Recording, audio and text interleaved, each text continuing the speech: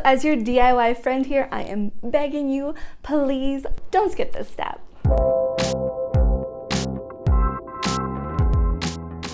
Hello, I am Rachel of The Crafter Life, and I have been running my DIY blog since 2011. And that just means I have painted a lot of IKEA furniture in my day, some more successful than others. Yes, I have failed several times, thank you for asking.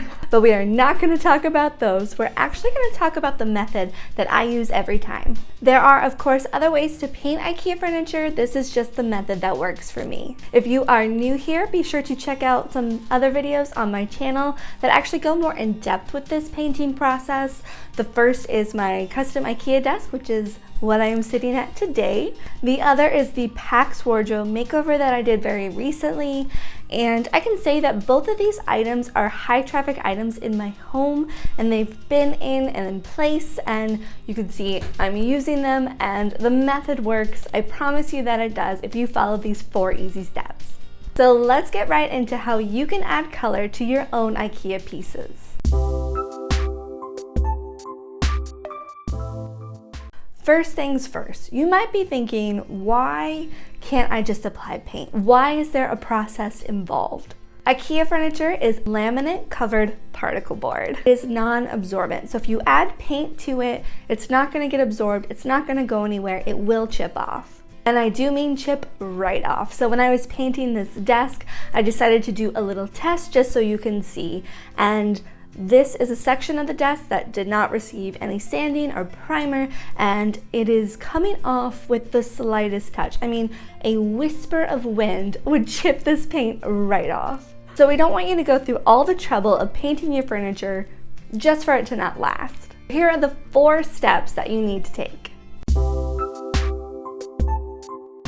Start by sanding your surface with 120 grit sandpaper.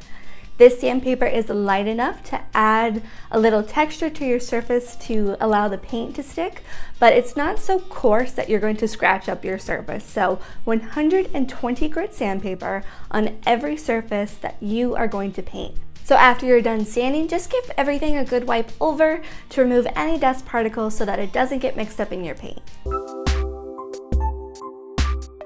Moving right along to step 2, we are going to prime. Now, I know it might be tempting to skip this step. I've been there, I've been tempted, I regret it. So as your DIY friend here, I am begging you, please don't skip this step. I would actually argue that this is the most important thing that I'm going to tell you today. Continue watching the video, but this is the trick. This is what you need to do to make sure that your paint has longevity. I use the Bin Primer, which is a shellac-based primer, and it has worked for me every time. It is the go-to. I buy a gallon of it and I use it on several projects, but you can get a smaller size if you're only working on one thing. It will dry to the touch in about an hour, but I let mine cure overnight before applying paint. Don't skip this step. Don't think about skipping this step. Don't skip this step. Now it is time for the best part, and that is to add color to your project with paint. The sky is the limit.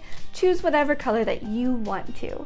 I will typically buy a quart of paint from the hardware store in an eggshell finish.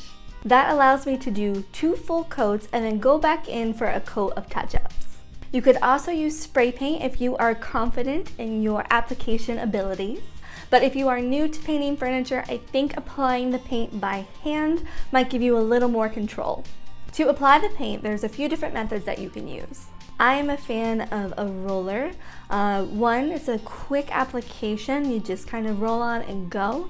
And 2, I like the texture finish that it provides. There's a little texture to the item, not so much that it's just like texture, but it's enough to add a little warmth to the item. Now you might want a smoother finish, which I would suggest using a high quality brush.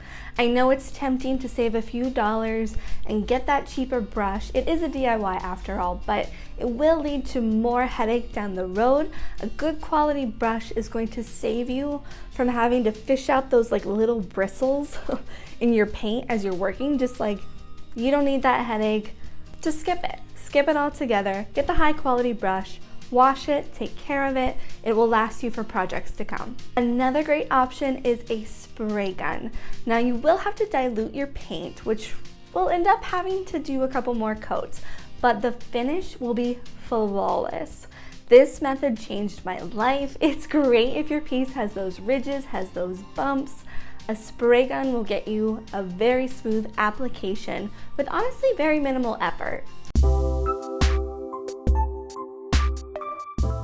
Once you are done applying your paint in whichever method that you choose, it is time for the fourth and final step, and that is to seal your work. It's time to protect your paint and add longevity to your project with polyacrylic. I recommend applying one coat, letting it dry, going back in with sandpaper to remove any imperfections, and then applying a second coat. Again, a great brush will give you a smooth application. You can also roll on the polyacrylic, but you will need to smooth out the air bubbles with a sponge brush. This is a product that you want to work quickly with, so if you've never used it before, I suggest maybe practicing on a scrap piece of wood until you get the technique down. After that, you are good to go. That is how you paint IKEA furniture. Those are my 4 tips. That's how you do it, nothing more than that. Please like this video if you found these tips helpful, and definitely share it because friends don't let friends not know how to paint IKEA furniture. Happy painting, I can't wait to see what you make.